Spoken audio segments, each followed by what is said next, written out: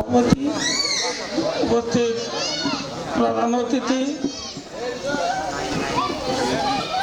বিশেষ অতিথিবৃন্দ, আমার সহকর্মীবৃন্দ, এলাকার ছাত্রছাত্রী, প্রিয় পত্রিকাদের সকলের প্রতি আমার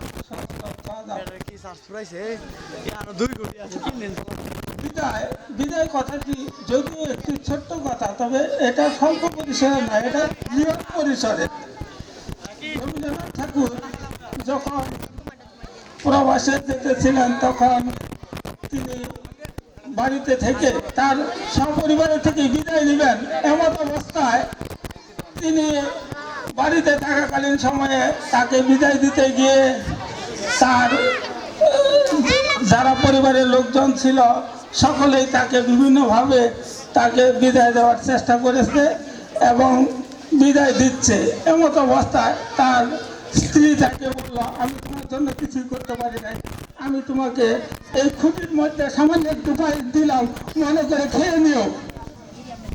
তারপর তার অন্যান্য পরিবারের লোকজন বিদায় দেওয়ার পর তার ছোট্ট শিশুটি এসে যখন তার সামনে দাঁড়িয়ে বলল যে আমি তোমাকে যেতে দেবো না, আমি তোমাকে বিদায় দিচ্ছি, ঠিক আছে, তখনই কিন্তু এই কথাটি বেঁচে উঠল বিশ্ব চরাচরের সবচেয়ে গভীর কথাটি, যেটা যেতে নাহি দেওয়া হয় তবু যেতে দিতে হয়, তবু চলে যায়।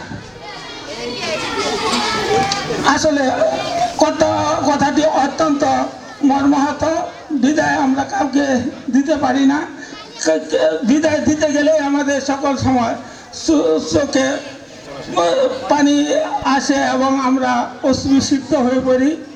প্রকৃতপক্ষে আমাদের বর্তমান মোহাম্মদ গোলাম মোস্তফা সাহেব এই এলাকার পথ প্রদর্শক ছিলেন। তিনি ছিলেন প্রকৃতপক্ষে একজন আলোকবর্তিকা। তিনি আমাকে যেভাবে সকল সময় সকল কাজে সহযোগিতা করেছেন, এমন সহযোগী হয়তো আমি আর পাবো কি পাবো না, এই কারণেও আজকে আমি অত্যন্ত ভারাক্রান্ত অবস্থায় আছি। কি আর বলবো, এখন আমার বাকরুদ্ধ, আমি এখন কোনো কথাই বলতে পারতেছি না। তবু এই মতো অবস্থায় বিদায় দিতেই হবে।